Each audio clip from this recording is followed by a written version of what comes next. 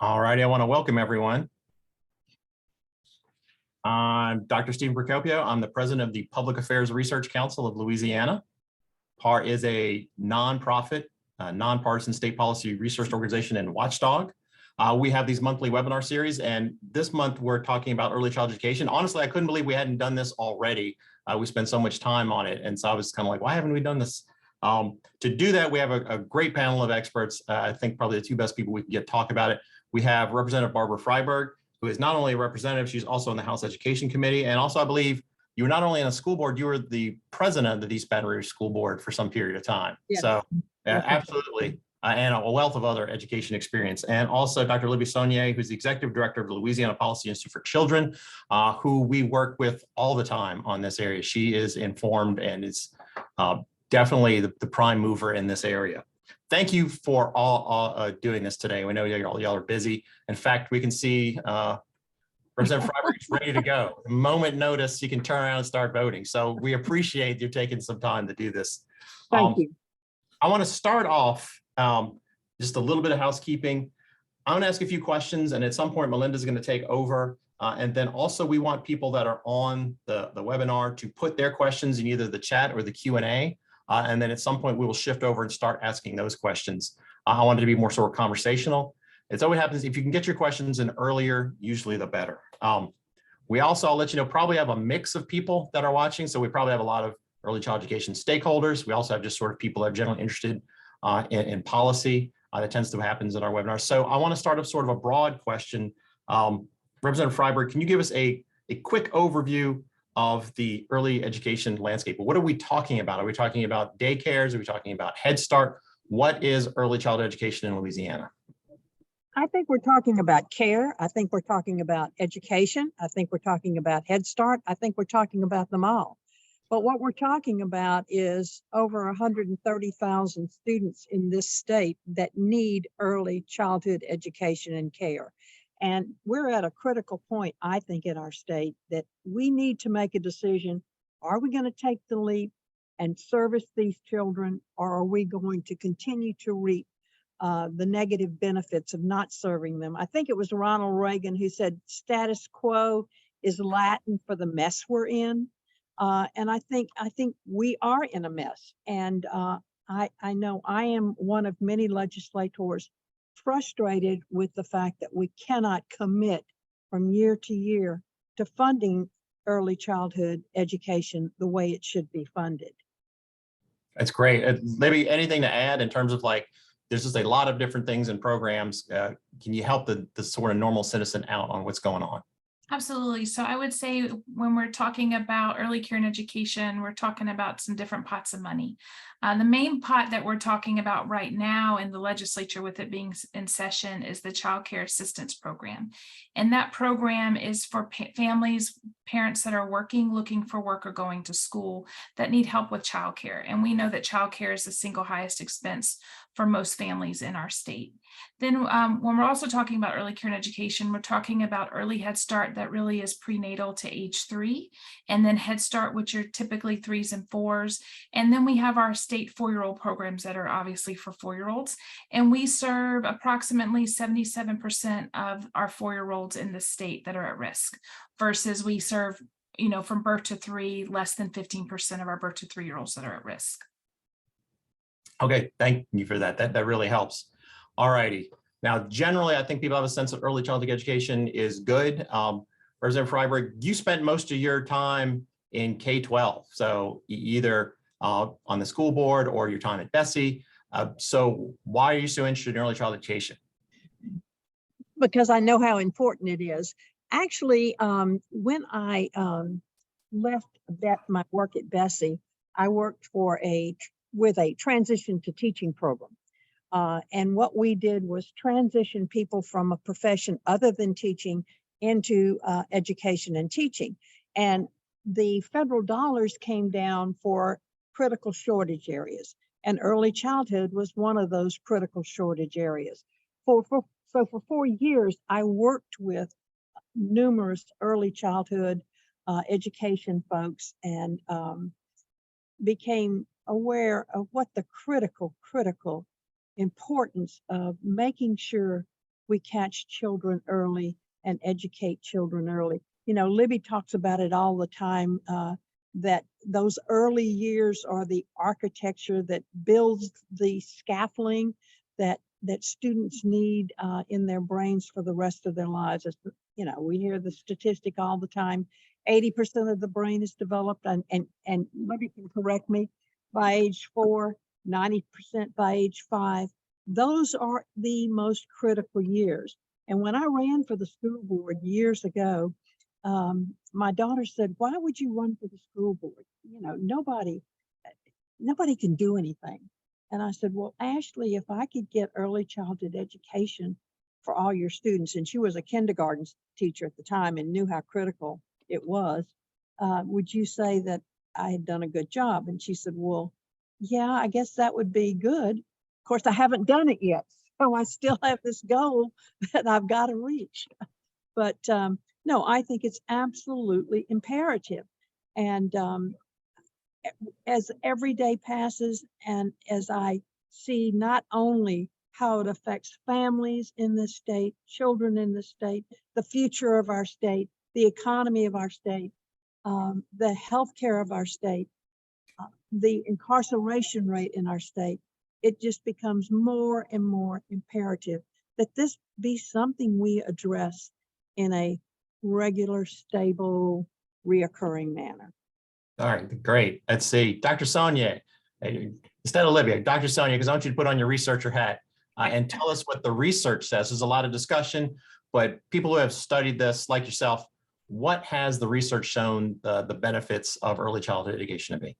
So longitudinal research indicates for children that receive quality early care and education during the first 5 years of life, they are more likely to graduate from high school. They're more likely to attend college. If they attend college, they're more likely to finish with a 4-year degree and graduate and go on to more economic prosperity as well as health. The other piece that longitudinal research has told us is for families that really have access to that quality early care and education in those first 5 years of life, that the mamas are living longer. And the mamas are living longer because they've had opportunities to advance their education and their career trajectories. And so we know that this is a 2-generation approach. It's not just, you know, we're not just thinking 20, 30, 40 years from now. We're thinking of today, that parents are trying to go to school and go to work. And so the other piece of that too is that research that we've done at the Policy Institute has really informed how we think of this as an economic issue for our state. So we know that Louisiana, our economy loses $1.3 billion, that's with a B, billion dollars annually due to childcare breakdowns. And we know that our Louisiana businesses lose $762 million a year due to childcare breakdowns because they don't have a reliable workforce, all while we have record low unemployment in our state. And so we know that it's, you know, if we think about the little people, it's going to keep up with them until they're big and they're in their adulthood, but it's also for their mamas and daddies and caregivers now so that they can be able to take care of them and participate in the economy. So this is a long-term boom in terms of its effect on education as well as healthcare and some of the other things that you talked about, but also it's a short-term solution to our economic crisis, particularly for putting more people back to work in the workforce. So, all right, good. I just want to make sure I covered that. All right, now I know we want to talk about the budget. We're in the middle of budget season right now. The budget's moved over from the House over to the Senate, and there are quite a few disagreements. Particularly early childhood is one of them. But I wanted to start off with a chart that the Policy Institute put together. So if I could share that, and hopefully this works. All righty. Libbie, why don't you walk us through, and this is, I'm so jealous of this. I think this is a really great graph. Why don't you walk us through and explain what this is and how this helps explain what's going on in the budget for early child care? Absolutely. So with the current money that we have, our state general fund money and our child care development block grant that we get from the feds, that serves about 8.2% of the children that are in need birth to 3 in our state. So that's those light blue babies that you see. The dark blue babies that you see is the money that the governor had put in his executive budget of $51.67 million. And that serves approximately 4,000 children. The orange babies are the babies that are losing access to quality early care and education because COVID-19 dollars have been used completely appropriately to serve more children in our state birth to 3. So if you take the dark blue babies and you take the orange babies, that is approximately 16,000 children in our state that if we make no new investment this legislative session, that are already starting to lose access to quality early care and education. All those gray babies are the babies still not yet served in our state that are at risk birth to 3. And so if you think about, and you really look at this, you're like, gosh, we are not serving that many of our little ones birth to 3 in our state. And we know in Louisiana that, 2/3 of our parents, both parents or single parent, are in the workforce. And what we also know is that over 50% of our mamas are going back to work within the first year of a child's life. So families are doing the things they need to do to take care of their families and their children. We just don't have enough access because we don't have enough public funding going into early care and education in our state. Thank you. I just love this. So this gives you not only the overall need, but also lets you talk about, hey, what's happening now. You can see all the orange, babies are the ones that are not going to get funded because of federal funding going away, and the 4, dark blue babies are the ones that were in the government, so by the executive budget. So it wouldn't completely fill the gap. It wouldn't even come close to filling the gap with the federal funds, but it is a step forward. But also the thing to keep in mind is that at the height, we served approximately a little bit over 28,000 babies in our early care and education system that were in need. And so, and again, with record low unemployment, so 16,000 families losing access because there's no more funding will impact our economy, and it will impact our families to be able to take care of their children. All right, great. With that, then let's broaden it out a little bit and talk about the budget. So Representative Freiberg, tell us what's going on. You're literally there in the chamber. So what is the sort of prospects for the House cut out that money that the governor had in his executive, or part of it? I wish I had a crystal ball and could tell you. I am very concerned. I know that the concern I expressed when we passed the budget here in the House, taking out the 52 million, the concern I expressed and a few others, I know that Representative McGee, I think, made a motion to put something in the neighborhood of 50 million from the tax credits if they come about back into early childhood education, which we all know is no way to fund early childhood education. I'm sure that will come out. I'm hoping that when we begin to compromise between the House and the Senate, we're going to find the money to at least put that 60 million that the governor wants back into the pot. When people in the House talk about the budget and they talk about the 12 million that the feds put in, and then the money they're putting in, and they're saying, look, we've got almost 200 million. I don't think they have a clue, or they don't really realize that this just is a tiny, tiny speck in this big bucket that we need. And I'm going to fight to the bitter end to find that 52 to 60 million dollars. That's the bare minimum that we need to continue. We've got to learn that we've got to dedicate more than 1% of our total budget to early childhood education. Right. See, at this point, I'm going to see if Melinda has any questions, and then we can start asking questions that maybe y'all have. Put them in either the Q&A or in the chat. It can be a detailed question from someone that owns Early Childhood Center, or if you're just a citizen, you're like, I didn't quite catch what y'all were saying there. Either one of those, I think, were appropriate to ask here. So Melinda, what else do we have on the budget in terms we can dive in a little bit more? Well, so I'm going to recap some numbers in case some people are watching who aren't as in the weeds of this topic. That's a great idea. So essentially, the state has used $192 million in federal pandemic aid to temporarily cover about 16,000 children. The governor's budget proposal proposed to all, and that money's going away. It's expiring, so we don't get any more of it. The governor proposed adding 52 million in state funds to offset at least a portion of that. And the House, because of a lot of various factors about their concerns about growth in spending year over year, removed that money. And now the governor is asking the Senate to both reinsert the $52 million, but also increase that to $60 million. So he wants $60 million of the 192 million offset. So no matter what happens in this debate, some kids are losing their slots. That's the bottom line of it. So we're just talking about how many of the 16,000 get to keep slots, but somebody's losing at the end of this. So with all that framed, the Senate has the budget now, the budget bills now, and they are, as we speak, meeting and discussing some of them, and they're talking about whether or not to add that money back in.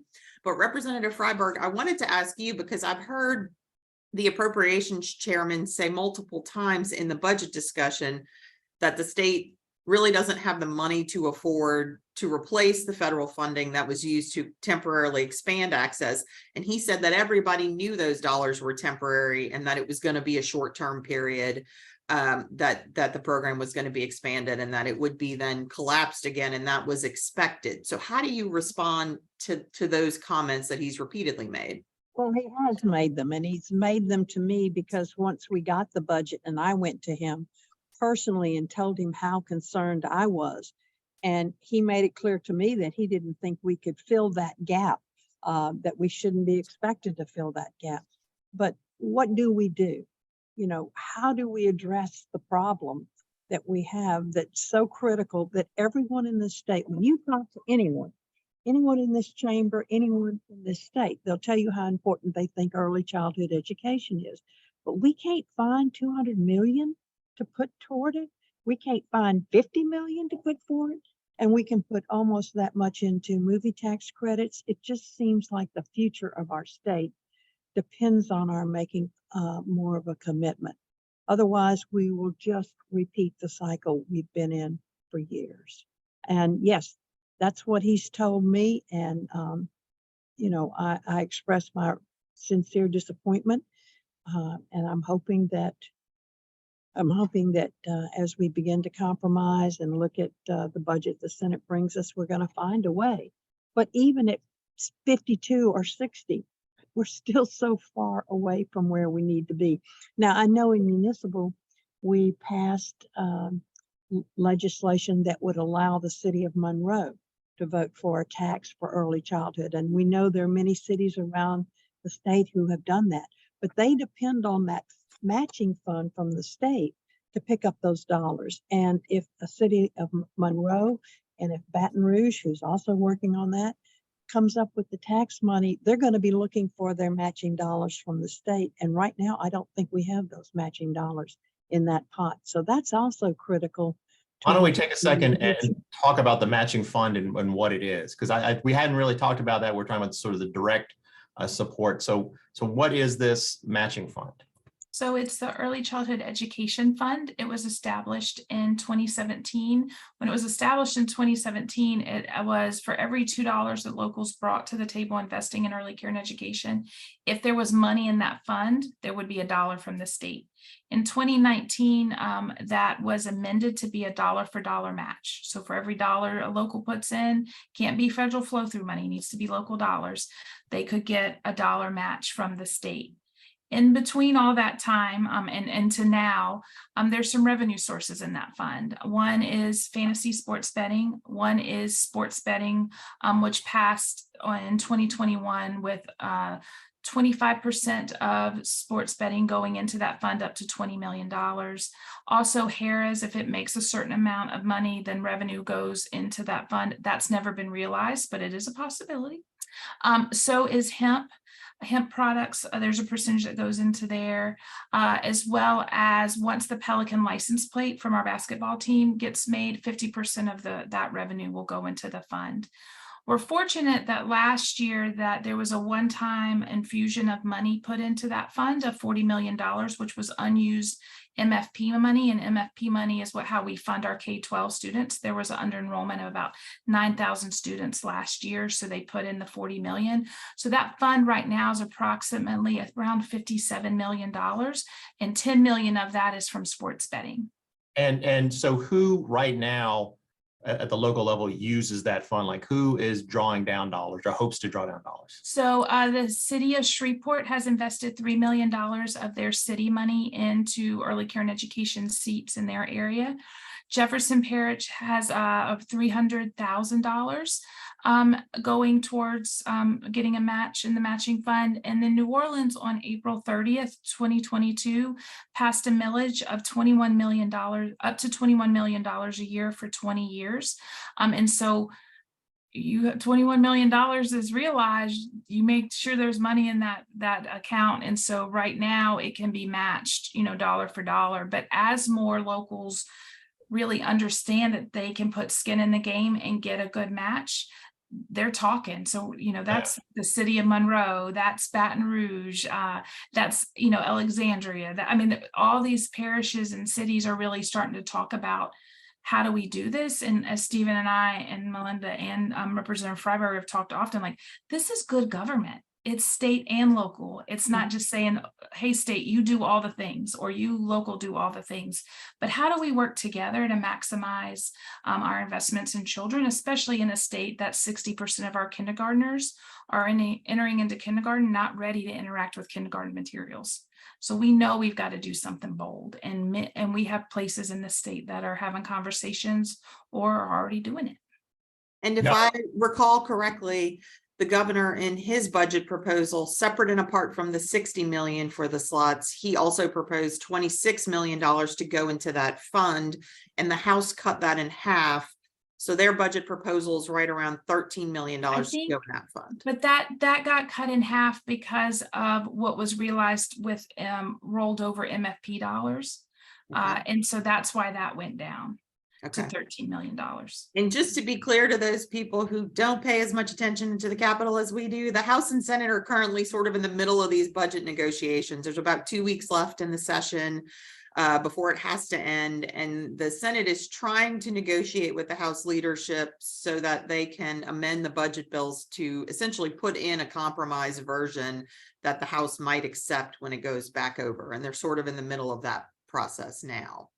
One of the questions we did get from somebody who submitted them, this might be a Libbie question, which is who decides which families will lose access, and how will those decisions be made? So essentially, we're not going to keep all 16,000 of those slots that got added with the temporary federal money, no matter what happens. So who determines which children don't keep slots as we go forward? So already of those 16,000 children, 8,000 children are already in the process of losing, or we're already in the process of losing those seats because through attrition, aging out, non-use, those types of things.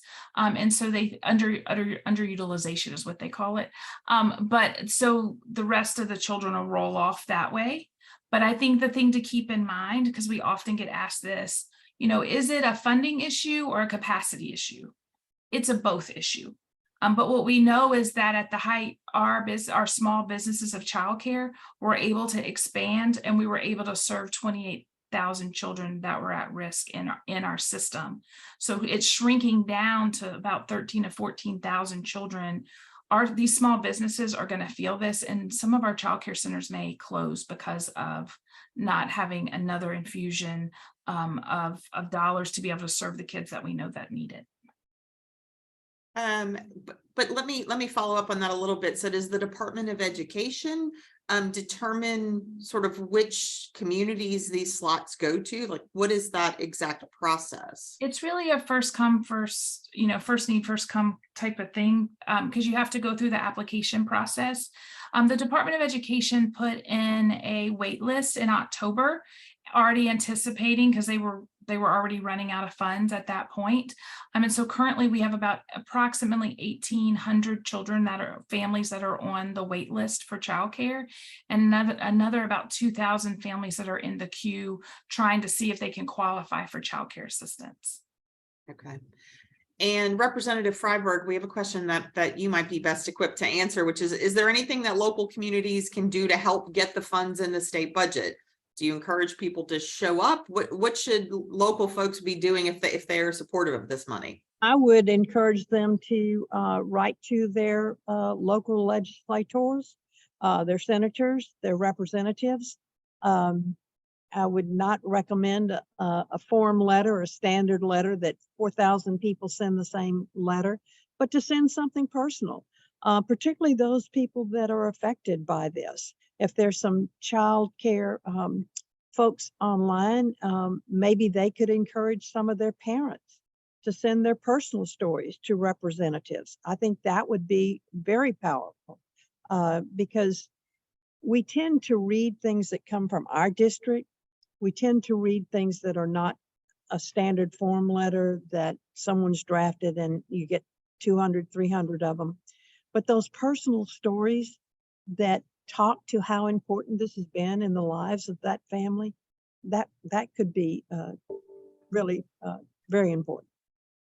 And Libbie, I know you've been sort of doing some of that mobilization of folks on the local level. So is there a website address, an email address that you have to give to people if they're interested in trying to help get money funded on this? Absolutely. So we have a coalition of over 150 organizations now squarely focused on increasing investment in early care and education, and it is called Ready Louisiana. So people can go to www.readylouisiana.org, and there's a call to action button, and you can get talking points of how to talk to your legislators, an email that you can craft and make your own, to Representative Freiberg's point. And as we are working with our partners from, childcare centers to parents to business people, we're saying, talk to them from your perspective.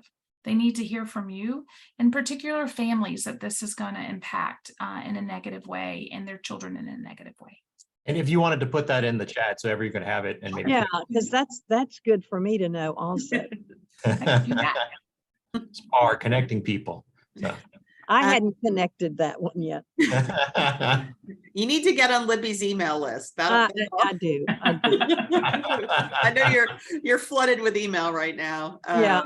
Everything got you. Unfortunately, I'm one of those who said, well, I'm just going to have one phone, one personal phone. It's personal, and that has not been the best decision I've ever made. So yes, I am flooded. Okay, we have a question about how have other states funded early childhood education, and are there states that are models for doing it well? Good question. So there are states that use more state dollars than we do. I will be very honest and say no state has figured it out completely. But I mean, if you go into the Northeast, the states that are least like us, they tend to fund at a higher rate. But I think the thing to keep in mind about Louisiana is that we're in the top 20 in accountability related to early care and education. And so the next question is like, what does that mean? What that means is that for every public dollar, whether that's state dollar or a federal dollar going behind a child in the state of Louisiana, they're part of a system that is unified, and where they have, as Stephen likes to talk about our accountability system with, you have an outside person coming in to do an observation, a third-party observation to really check to see what's going on. And what we use is called the class observation tool. And it is the only instrument that's out there that has predictive validity on a child's outcome. So what that means is that tool, when it's used and you score high enough, that it is predictive that children in that classroom are going to do better in their academic success. And we have done leaps and bounds in Louisiana. We just need to be able to fund more of our little people to have access to these quality environments. Let me follow up a little bit more, Representative Freiberg. Okay, so we've had a lot of discussion on how we have, a lot of benefits to the long-term and short-term. And we just talked about how there's a great accountability system. So what's the thought, what's what's going on through legislators? Does this seems to not be a number one priority? It seems to be kind of pulling teeth to get money into this. Can you tell us maybe some of the feedback you've heard from other legislators? Like, yeah, I like it, but like, what are the barriers or some of the things that have to be overcome? That's difficult to really say. Well, you don't have to give any names. No, because I think that that people like our chairman believe there's plenty of money in that fund, that we don't need any more money, and that we put a lot of money in there, and we should be getting results, and we really don't have the money to put more in. I think it's just a matter of what are your priorities.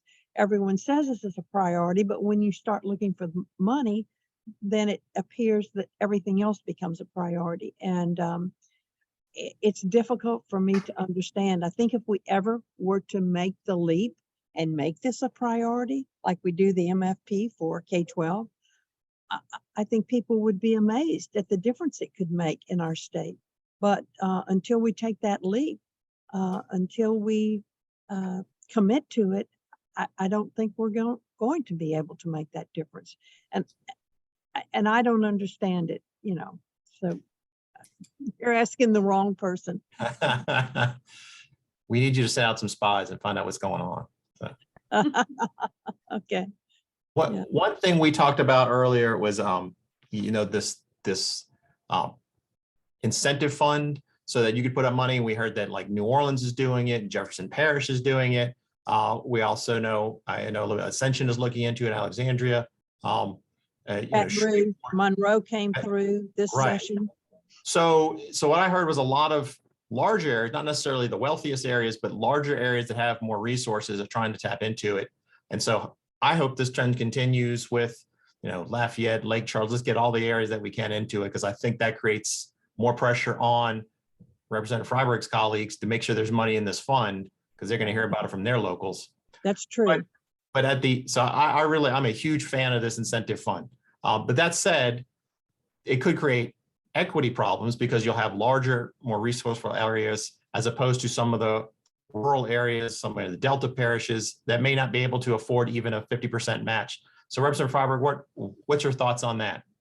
Well, I'm going to turn to Libbie, but I do know that I have been in a number of conversations about early childhood in the rural parishes, Bogalusa, other areas who are, I know Beth Mizell has been very concerned about this in her area. So I do know that there are legislators from these rural areas who are very concerned and are trying to find ways of doing just what you're talking about. But Libbie might be able to answer that better than I.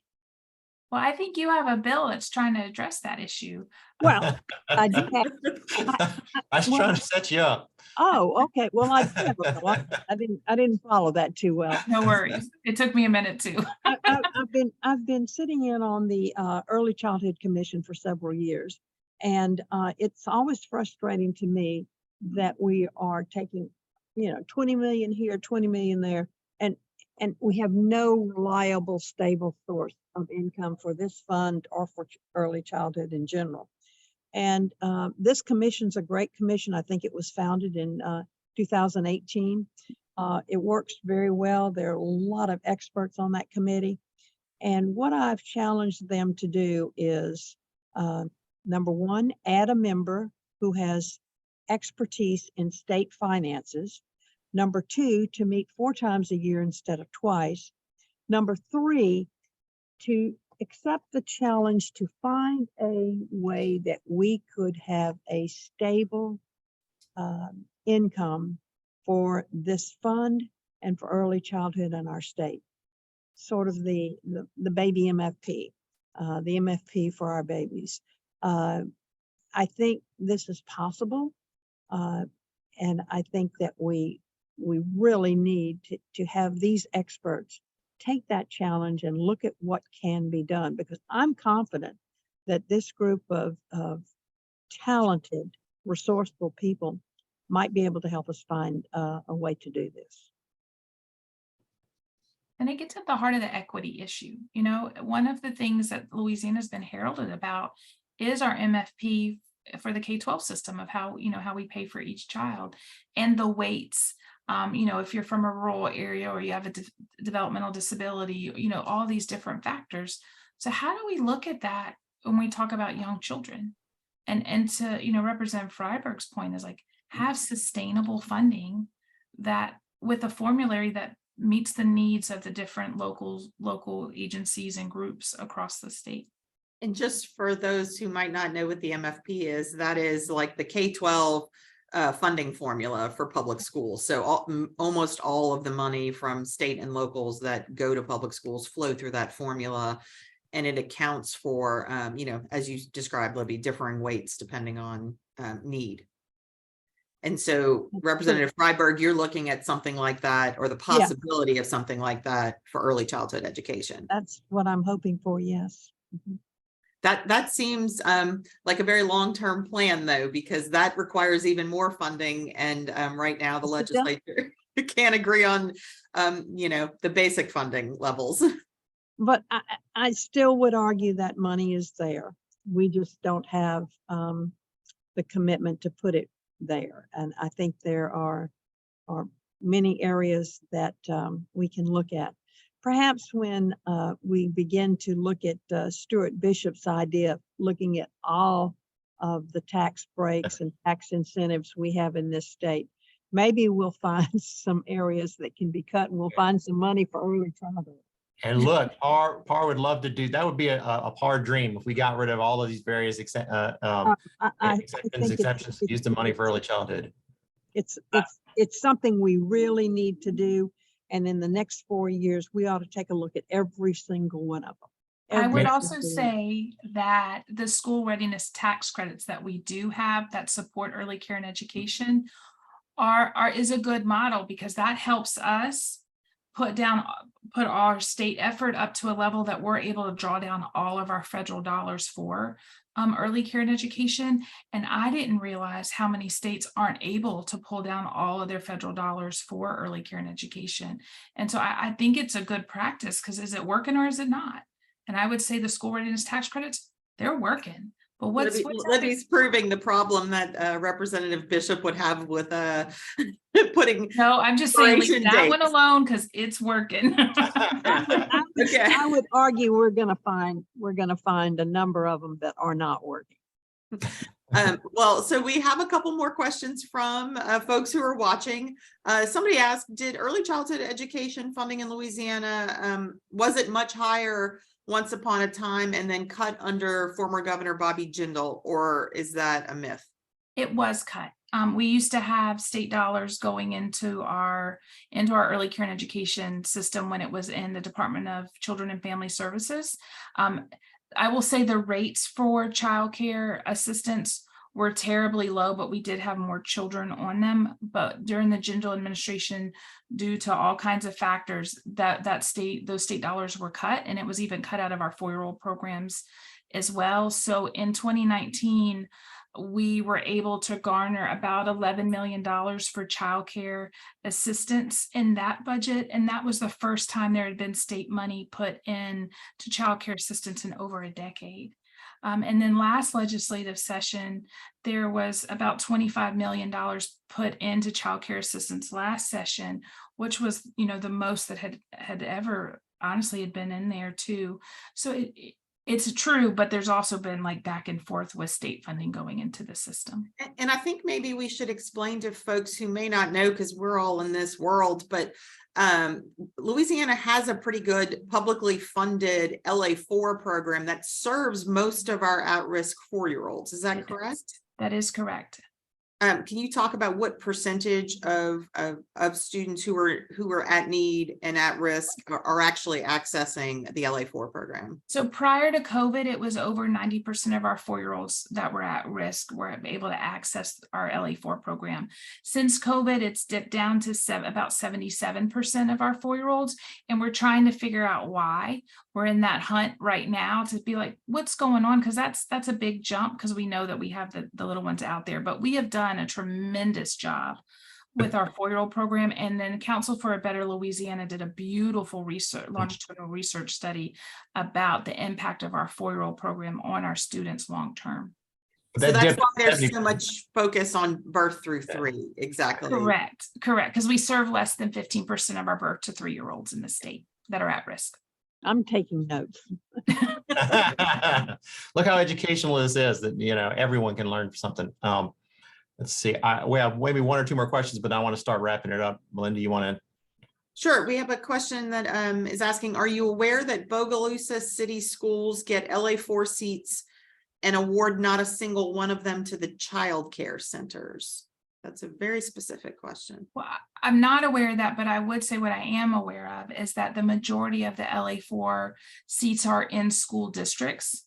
And there are a few, there are some seats out there that are in partnership programs with child care centers, but the majority of our 4-year-olds that are in an LA4 program are in a school district 4-year-old program.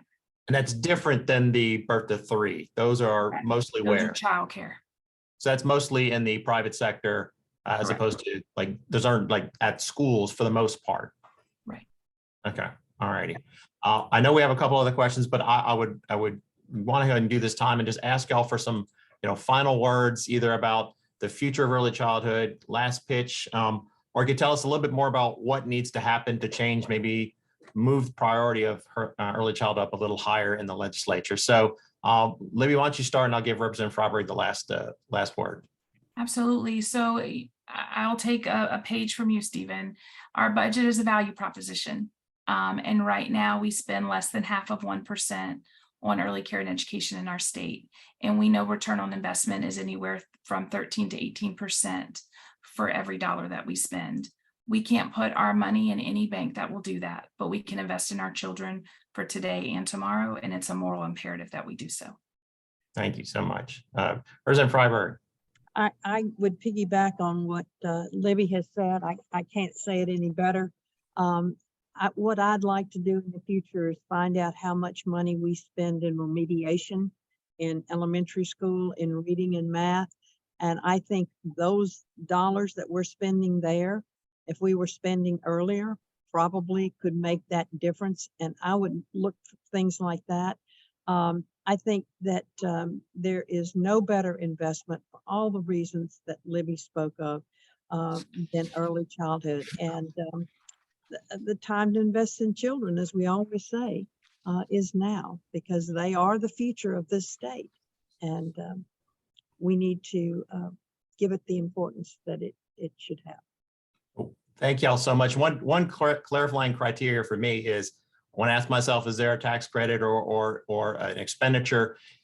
Is it going to move the needle as much as $1 in early childhood? And it's amazing the number of things, at least from my perspective, don't seem to be as able to move the needle. So not that every program should use that criteria, but it helps clarify things quite a bit. Thank y'all all so much. And I want to thank the participants. We had a lot of questions. I'm sorry we didn't get to all of them. It typically happens, especially ones that come later. We just don't get to it. But I think this has been fantastic. And I think a good conversation for those of us in the weeds, and a good conversation, I think, to just generally educate people. Really a great exchange. I will say next month that we will be doing a legislative wrap up to see, hopefully we've wrapped up and won't be in the middle of a special session, and see what happens. Those are always very popular, and we look forward to doing that. And also, just to let everyone know, all our discussion today we're going to put on our YouTube channel.